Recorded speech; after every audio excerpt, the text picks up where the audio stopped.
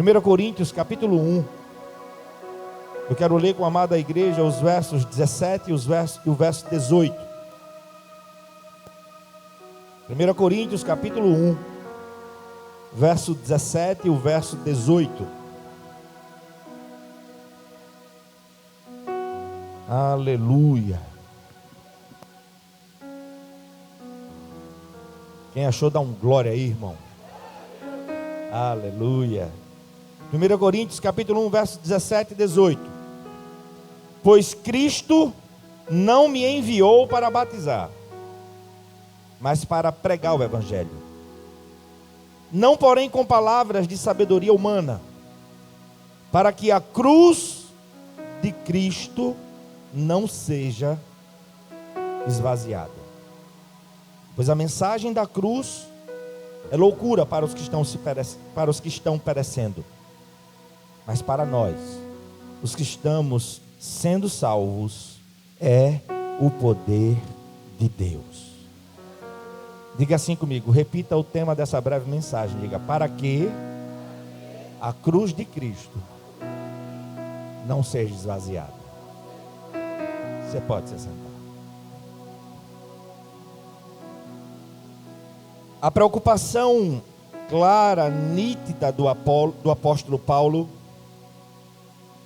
é para que a cruz de Cristo não seja esvaziada. Sobre essa verdade eu quero meditar com a amada igreja na total dependência do Espírito Santo de Deus. Paulo afirma nesse texto que acabamos de ler, que a mensagem da cruz é loucura para os que perecem, mas o poder de Deus para os que estão sendo salvos. E quando a gente lê a Bíblia, a gente precisa orar, interagir com o Espírito Santo para que Ele ministre a nossa vida. Como assim? Como a cruz de Cristo poderia ser esvaziada? O que significa? Porque a mensagem da cruz é loucura para uns e a manifestação do poder de Deus para outros. Observando o texto base da nossa mensagem, esses dois versículos, versos 17 e 18 de 1 Coríntios capítulo 1, é importante e se faz necessário nos inteirarmos um pouco mais desse contexto aqui. Então considere junto comigo. A igreja de Coríntios foi muito certamente a mais difícil entre todas as igrejas com as quais Paulo se relacionou, Paulo pastoreou. Lendo o livro de Atos, nós podemos saber detalhes de como essa igreja foi fundada. Você pode tomar nota, depois estudar, aconselho a fazer isso. Mas lá em Atos capítulo 17, nos versos de 32 a 34, nos mostra que quando Paulo pregou sobre a ressurreição, alguns zombaram dele e não quiseram lhe ouvir. Quando a gente chega em Atos 18, verso 1, nos mostra que Paulo saiu de Atenas e foi para Corinto. Paulo chega a Corinto após sua passagem por Atenas, e em Atenas a sua passagem lá não teve sucesso. Ele já tinha passado por Filipos, ele já tinha passado por Tessalônica, passou pregando e fundando igrejas. Então chega a Corinto. Qual o contexto dessa cidade? O que vivia essa igreja? Uma cidade conhecida pela imoralidade. A cidade de Corinto, uma cidade conhecida pela vida libertina. Existiam também várias religiões, várias escolas filosóficas. Não é à toa que dentro da igreja eles trouxeram um costume mundano. Eu sou de Paulo, eu sou de Apolo. Isso era algo comum na cidade. O nome da cidade já estava totalmente associado à imoralidade. Corinto era uma cidade portuária. Portanto, havia várias raças, várias línguas. Ficava localizada na rota marítima entre Roma e Ásia e distava 80 quilômetros de Atenas. E Deus abre uma porta para o apóstolo. Começar um trabalho em Corinto foi um encontro com Áquila e Priscila. Ambos viviam da mesma prática do apóstolo, fazedores de tenda. Paulo foi morar com Áquila e Priscila e a partir daí teve acesso à sinagoga em Corinto, onde começou a pregar e ensinar durante alguns sábados. Se você ler 1 Tessalonicenses 3:6, 2 Coríntios 11:9 e Filipenses 4:15, uma oferta lhe foi enviada da Macedônia. Quem trouxe foi Silas e Timóteo. E por causa dessa oferta, Paulo pôde parar de fazer tendas e se dedicar exclusivamente à pregação do Evangelho. Você pode ler lá Atos capítulo 18, versos de 1 a 5. Quando a gente chega nos versos de 6 a 11, diante das pregações de Paulo, muitos judeus e pessoas daquela cidade se converteram a Cristo. E aí começa um problema naquela cidade dos judeus com Paulo.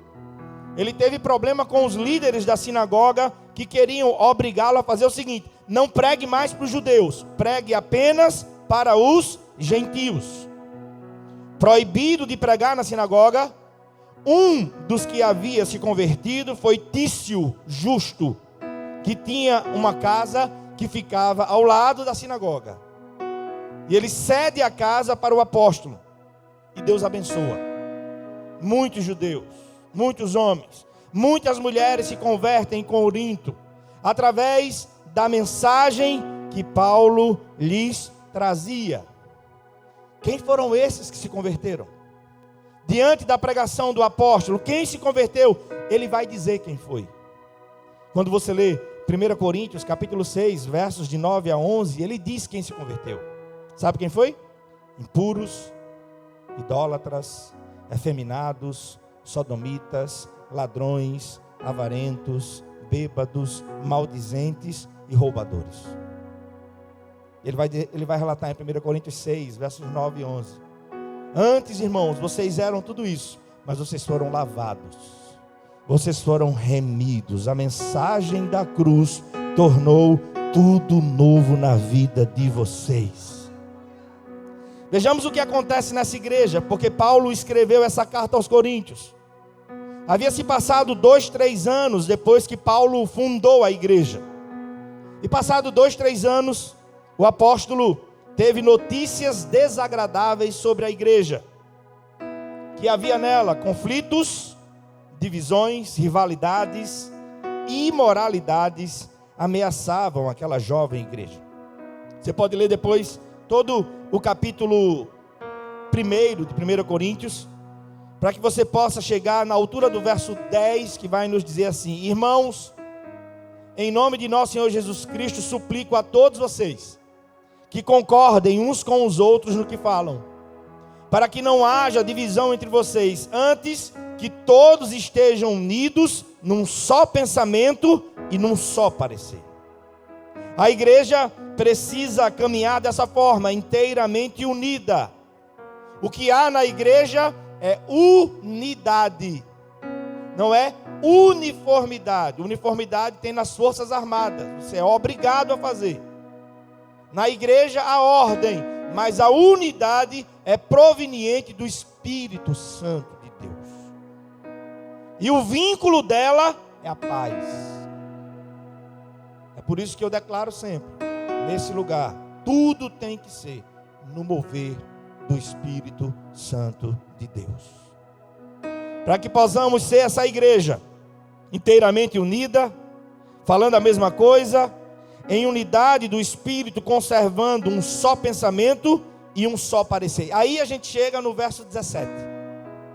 É o primeiro versículo da nossa breve mensagem. E Paulo vai dizer assim: pois Cristo não me enviou para batizar, mas para pregar o Evangelho. Pregar o Evangelho não, porém, com palavras de sabedoria humana, para que a cruz de Cristo não seja esvaziada. Repita comigo mais uma vez, diga assim: para que a cruz de Cristo não seja esvaziada. Quando ele diz que não foi chamado a batizar, mas que foi chamado para pregar o Evangelho, a gente relata e vê na Bíblia e na trajetória do apóstolo que pouquíssimas pessoas Paulo batizou. Ele colocava seus auxiliares para fazer isso. A dedicação do apóstolo era com a pregação do Evangelho. Quando ele diz que Jesus não o enviou para batizar, ele não está menosprezando o batismo, ele não está minimizando a importância do batismo, de forma alguma. Mas ele só está colocando no seu devido lugar, porque na igreja de Corinto havia uma rivalidade meramente carnal, dizia assim: quem me batizou foi Apolo, quem me batizou foi Paulo. A partir do dia 28 de abril, teremos mais 4 pastores consagrados aqui. E sabe o que é que vai ser mais importante? Eu sei que a afinidade é natural, mas nenhum de vocês, nunca nesse lugar, vai ser batizado no nome do Pedro, do Alex, do Lucas, do Júnior, do Thales. Todos vocês serão batizados. E esse é o grande detalhe do batismo. Em nome do Pai, do Filho e do Espírito Santo. Amém. É assim que a palavra diz. É isso que a palavra nos ensina. O essencial, um fundamental no batismo, igreja amada, é ser batizado em nome do Pai, do Filho e do Espírito Santo. Amém? Mas fazendo minhas leituras, eu me questionei. E passei a estudar isso aqui. Esvaziar a cruz de Cristo. Quando fui pregar o Evangelho, diz Paulo, não preguei com base em palavras de sabedoria humana, para que a cruz de Cristo não seja esvaziada. Deixa eu compartilhar com você um detalhe desse contexto aqui. A arte da persuasão e retórica era extremamente valorizada em Corinto. Sabe o que acontecia nessa cidade? Oradores profissionais visitavam a cidade com frequência e davam demonstrações impressionantes de suas habilidades com a oratória, tanto para instruir como para entreter as pessoas. E esse costume, o pessoal começou a trazer para dentro da igreja. É nesse contexto que Paulo ensina que a pregação da mensagem da cruz não pode ter por base a habilidade, o profissionalismo ou o carisma do pregador.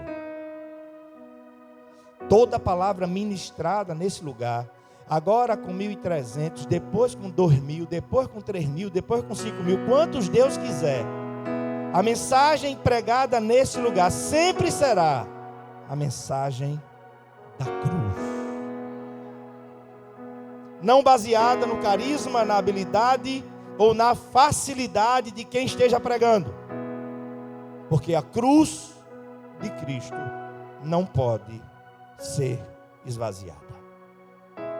Diga comigo, dele, por ele e para ele são todas as coisas.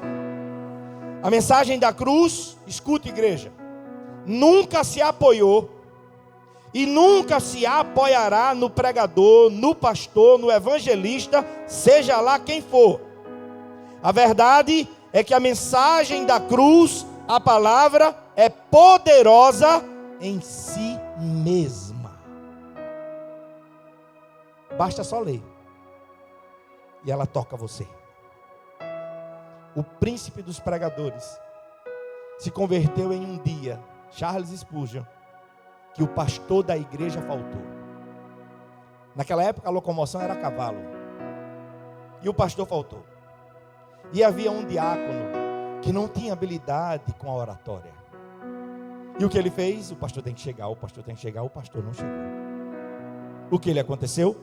Ele pegou a Bíblia, abriu a Bíblia e só leu assim: olhai para mim e sereis salvos. E leu de novo: olhai para mim e sereis salvos.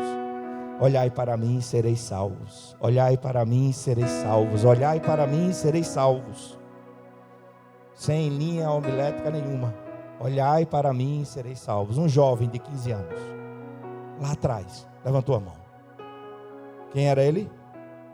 Charles Spurgeon. O príncipe dos pregadores. Porque a mensagem da cruz não pode ser esvaziada. Que nessa igreja, que nesse ministério, não tenhamos nunca profissionais do púlpito.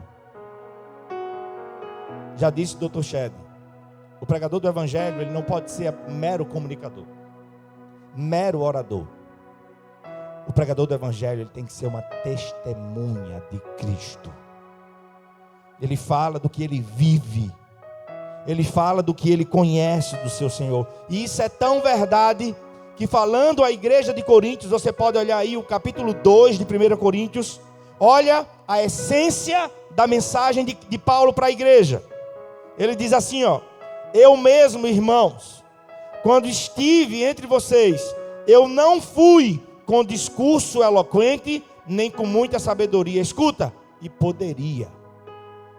Criado aos pés de Gamaliel, versado na lei, conhecedor de muita coisa, mas ele diz que quando conheceu a Cristo, considerou toda a sua sabedoria como esterco, para que a mensagem da cruz não se apoie em sabedoria humana. A mensagem da cruz não pode ser adulterada, não pode ser suavizada, não pode ser diminuída. Olha o testemunho do apóstolo: quando eu estive entre vocês, eu não fui com discurso eloquente, nem querendo esbanjar a sabedoria para lhes proclamar o mistério de Deus, pois decidi nada saber entre vocês, a não ser Cristo e este crucificado. É essa mensagem, irmão. É essa mensagem que tem que ser pregada. Não devemos estar atrás das luzes de ribalta. Não, tudo é dele, tudo é por ele, tudo é para ele. Se ele não falar, se ele não fizer, ninguém nem fala nem faz nada. A preocupação do apóstolo é uma preocupação que devemos ter hoje nesse lugar e nessa igreja. A cruz não pode ser diminuída, não pode ser esvaziada. Olha como ele se porta diante da igreja. Foi com fraqueza, foi com temor e com muito tremor. Estamos diante da menina dos olhos do Senhor. Nenhum pastor morreu na cruz, mas o dono da igreja morreu na cruz por ela. E não pode ser pregada outra mensagem. Não pode ser anunciado outra palavra nesse lugar. Quando estive entre vocês, foi em fraqueza, reconhecendo a minha limitação, em temor e tremor diante do Senhor.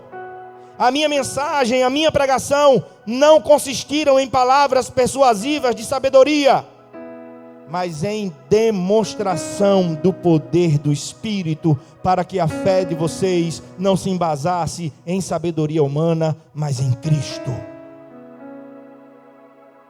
É essa mensagem que tem que ser pregada até o dono da igreja voltar.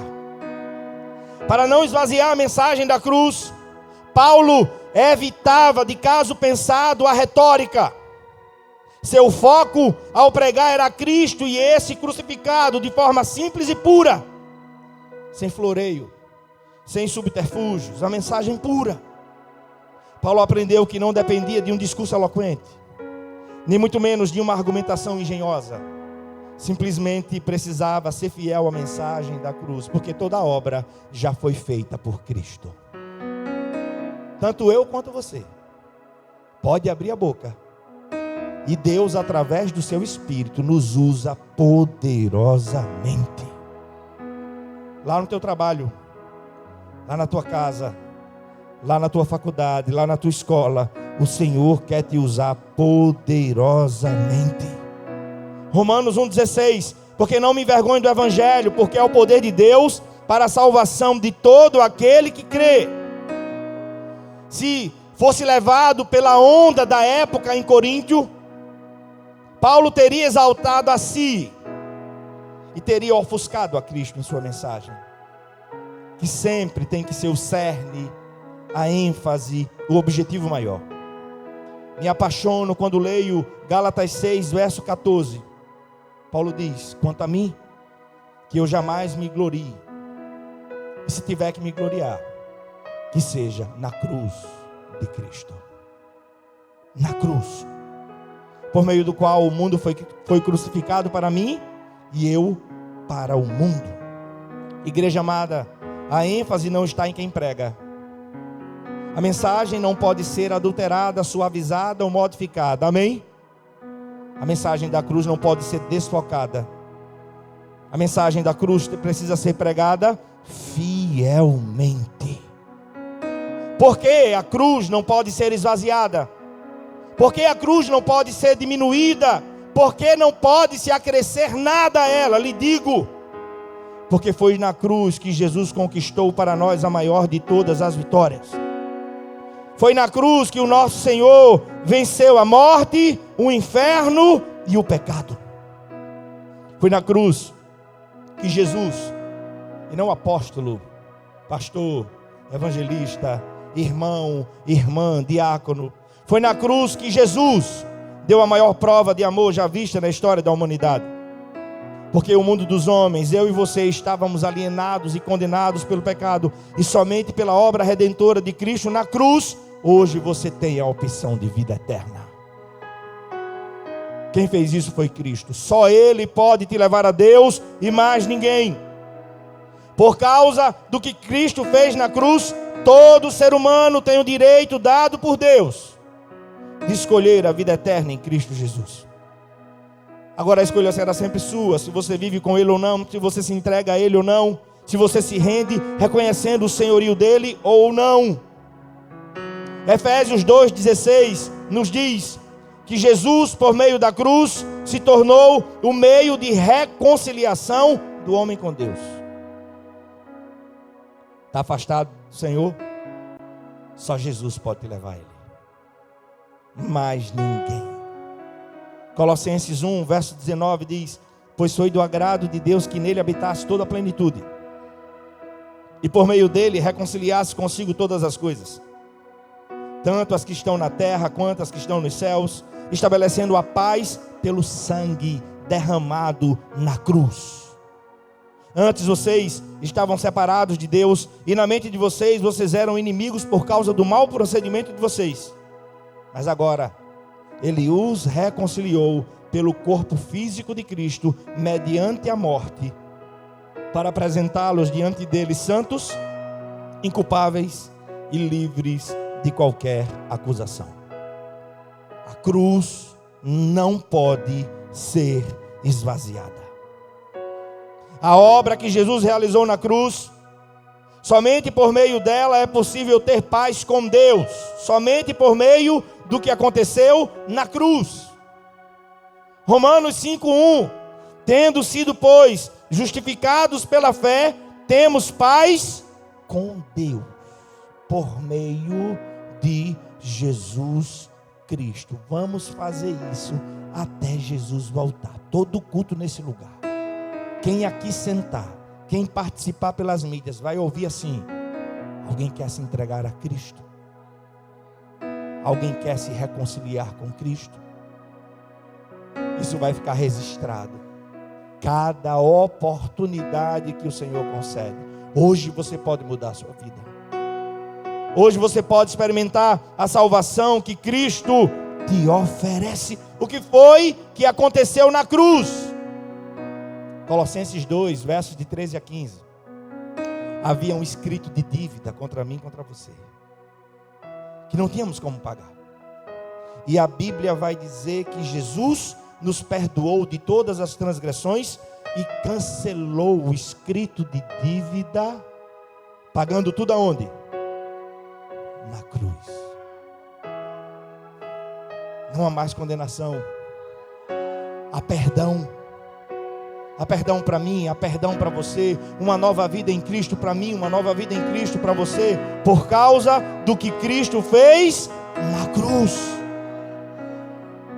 O perdão de Deus mudou a história da nossa vida. Quando Jesus na cruz brada: está consumado. Ele fez tudo, está nas suas mãos. O novo caminho foi aberto. É Cristo. A cruz traz essa mensagem.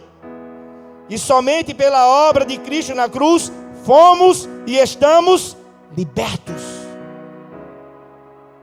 A obrigatoriedade da lei, o peso da lei, era tudo sombra. Você não precisa guardar o sábado. Todo dia é santo, irmão. Todo dia é santo. Todo dia. Não precisa voltar aos rudimentos da lei. Paulo em Gálatas vai dizer que quem quer se justificar diante de Deus pela lei, da graça caiu. Ele pagou o preço pela tua vida. Ele morreu por você. E Ele sabia que hoje você estaria sentado ouvindo essa palavra. Essas são algumas das vitórias que o Senhor Jesus conquistou para nós na cruz do Calvário. Por isso, nós podemos hoje abrir a nossa boca e declarar: tudo o que Jesus conquistou na cruz é direito nosso, é nossa herança. Todas as bênçãos de Deus para nós, tomamos posse, é nossa herança. Ele conquistou na cruz, Ele morreu na cruz. Quando terminei essa mensagem, por volta das 6:30 da sexta-feira, eu fui cortar o cabelo, fazer a barba. Sempre corto com a mesma pessoa. E ele disse: pastor, por que Cristo teve que morrer na cruz? Eu disse: irmão, eu acabei de fazer uma mensagem agora, vou pregar para você agora. Eu disse: eu acabei de fazer uma mensagem sobre isso. E aí comecei a falar com ele, falar e explicar. Ele olhou para mim e fez: agora eu entendi. A mensagem da cruz não pode ser esvaziada. A mensagem da cruz não pode ser esvaziada. Caminhando para o final, existem 3 atitudes frente à cruz: aqueles que desprezam, aqueles que zombam e aqueles que vivem pelo poder que dela emana. Lembra do Gólgota? 2 ladrões e Jesus diante da cruz. Um diz: lembra-te de mim quando entrares no teu reino. O outro faz o quê? Zomba. Salva-te a ti mesmo e a nós também. Sabe quem tropeçava na cruz? Os judeus. Sabe quem desprezava a cruz? Os gregos. Porque a atitude dos judeus era dar ênfase a sinais miraculosos. E a cruz, para um judeu, era sinal de fraqueza e derrota. Até porque a lei dizia: maldito o que for pendurado Nos círculos mais sofisticados de Roma não se falava sobre a crucificação, porque era uma coisa horrenda, terrível. Era a forma mais escabrosa, mais dolorosa de matar alguém. Os judeus tropeçaram na cruz. Muito embora conhecessem o que estava profetizado no Salmo 22, falando sobre um ungido que sofreria, muito embora conhecesse Isaías 53, eles tropeçaram na cruz. Os gregos zombavam. Os gregos enalteciam a sabedoria da qual Paulo fez oposição. Fez oposição. Até hoje se estuda os filósofos gregos. E para eles não havia sabedoria alguma na cruz. Leia comigo aí, ainda no capítulo 1 de 1 Coríntios. Leia comigo aí o verso 18. Olha o que diz: pois a mensagem da cruz é loucura para os que estão perecendo, mas para nós que estamos sendo salvos é o que, irmão? É o poder de Deus. Pois está escrito: eu vou destruir a sabedoria dos sábios, eu vou rejeitar a inteligência dos inteligentes. Onde está o sábio? Onde está o erudito? Onde está o questionador desta era? Acaso não tornou Deus louca a sabedoria deste mundo? Visto que na sabedoria de Deus, o mundo não o conheceu por meio da sabedoria humana. Agradou a Deus salvar aqueles que creem por meio da loucura da pregação. C.S. Lewis, um cético, que durante muito tempo na sua vida tropeçou na cruz, desprezou a cruz. Quando foi estudar a Bíblia para contra ela se posicionar, se converteu, se entregou a Jesus. A mensagem é poderosa e ela não volta vazia. Não volta. Você precisa ter a ousadia do Espírito, porque Deus não quer usar só os pastores, só os missionários, só os diáconos ou algum líder. Deus quer usar a sua igreja. A mensagem da cruz precisa estar afiada na minha e na sua vida. Alguns desprezam, outros tropeçam, mas há aqueles que creem e experimentam o poder e a sabedoria da cruz. Quem já foi alcançado pela obra realizada na cruz do Calvário, dê um amém aí, irmão. Dê um glória a Deus aí, meu irmão. Jesus disse assim, Mateus 16, verso 24. Jesus disse aos seus discípulos: se alguém quiser ser meu discípulo, entenda-se por isso. Deus está dizendo, quem não quiser apenas ser multidão, que se move pela curiosidade para ver o que acontece. Jesus está num círculo mais íntimo, diz assim para os seus discípulos: se alguém quiser acompanhar-me, se alguém quiser ser meu discípulo, primeira coisa, negue-se a si mesmo. E depois ele vai dizer o quê? Tome a sua cruz e siga-me. Foi ele que ensinou que quem quiser ser um servo ou uma serva do Senhor autêntico, quem quiser nessa vida seguir verdadeiramente a Jesus e não aderir a um sistema religioso, quem quer realmente se converter e seguir a Cristo como discípulo e não como curioso, precisam carregar a sua cruz. Foi o que ele fez. Ele carregou a sua cruz para nela morrer por mim e por você. Quem quer caminhar com Cristo assim, não tem como. Tem que passar pela cruz e nela morrer.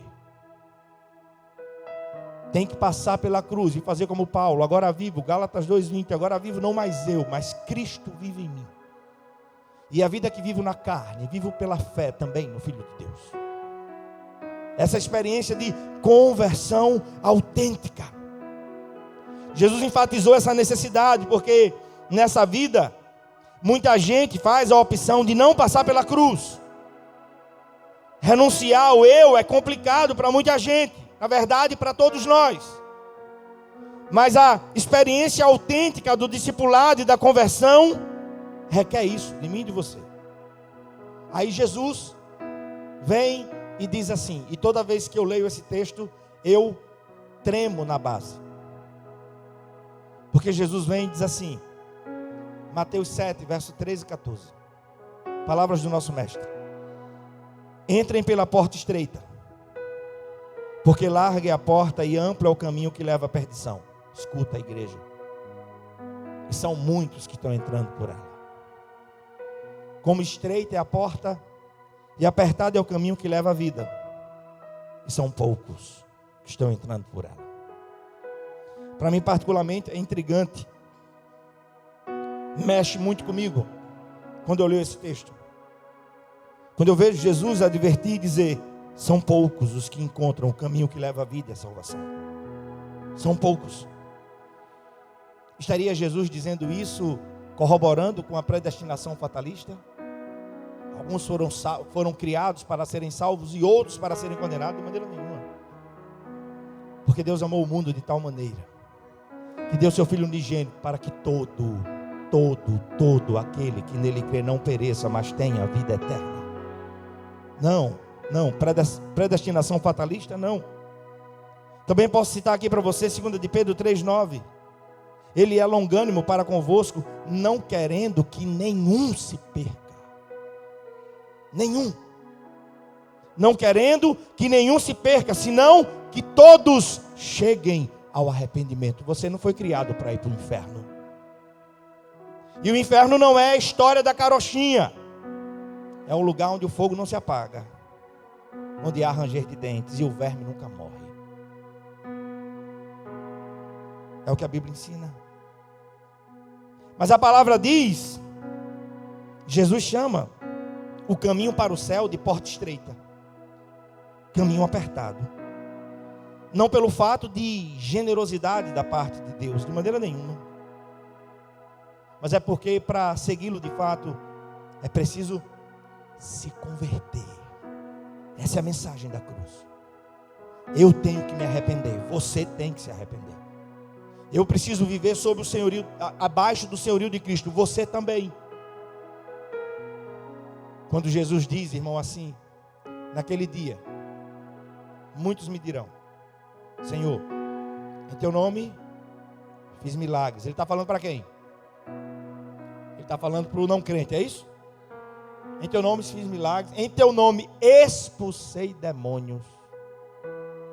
E eu lhes direi abertamente: nunca conheci vocês.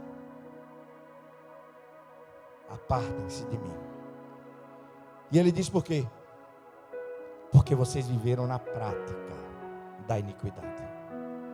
Tem que passar pela cruz e nela morrer.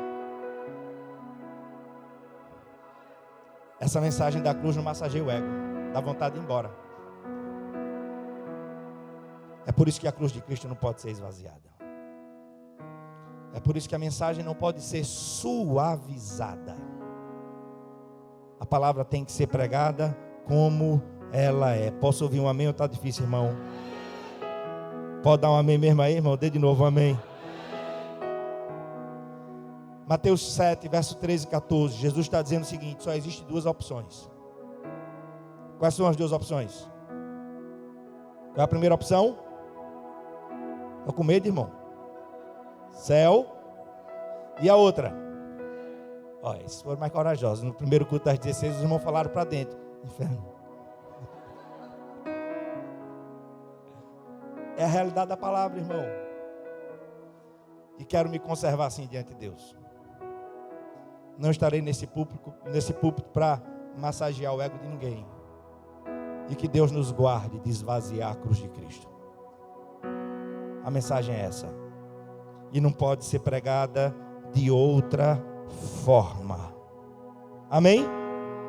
Para a gente encerrar, vá para Filipenses capítulo 2.